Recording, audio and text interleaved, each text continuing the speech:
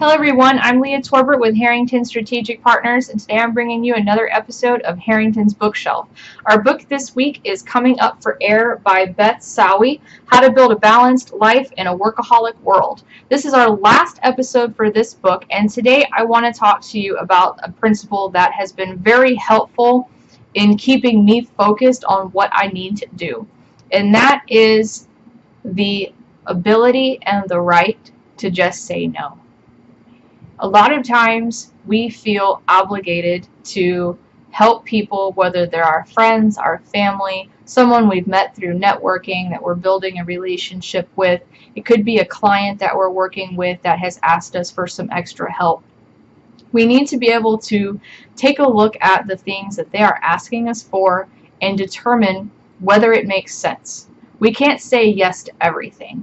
If we do that very quickly, we become overwhelmed, we become stressed, our time belongs to someone else, it no longer belongs to us. There may be a volunteer organization that you work with that needs you to come in, on Friday night, or they need you this Saturday, or they need you next Sunday, whatever the case may be. And you may have originally agreed that you could volunteer for 4 hours a week.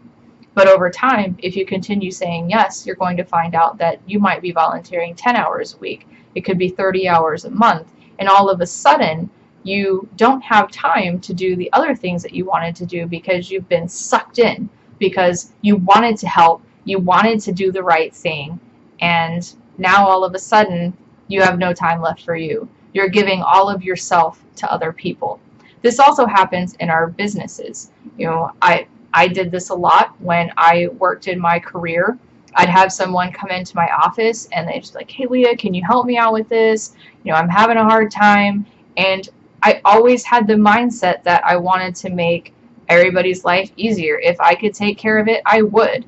If it was something, it'd take me 15 minutes here, 20 minutes there. Sometimes it ended up being a lot longer than that. And so it snowballs, it spirals out of control, because if there's only 3 or 4 people in your company, then helping them out every once in a while, it's not a big deal. But if you foster that belief that anyone can walk into your office and they can ask you a question and you're going to take care of it right then, and there's really no criteria on whether it makes sense for you to do it or not, all of a sudden, you're working in a 30-person company and you have, half or more of the staff asking you for help because they know that you're going to get it done. There may not be someone else that they can ask, or there could be, but they don't know because they're just used to going to you. You've trained them. They know that if they ask you, you're going to say yes and you're going to take care of it. So whatever it is, they're happy. But then you might be working extra hours trying to get it done. Sometimes it's not an employee or someone else that's on staff with you, a coworker. It could be your boss. Sometimes you have to be able to have that conversation and say, what's the priority? Do you need this done now, or do you need it done next week?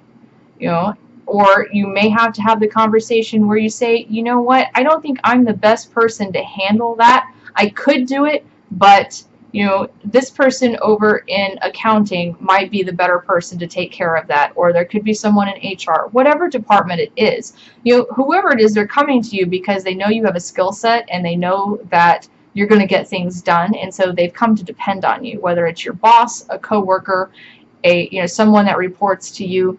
Either way, you have fostered that relationship, and so now you have to start backing your way out of it very carefully so that you don't upset anyone around you and cause issues. But at the same time, you've got to take care of yourself.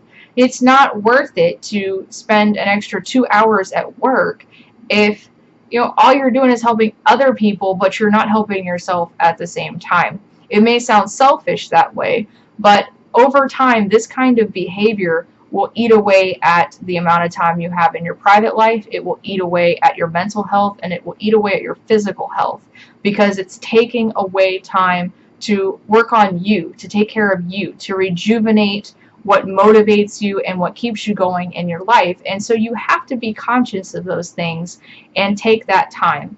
And the way that we can do that is to just understand that it's okay to say no.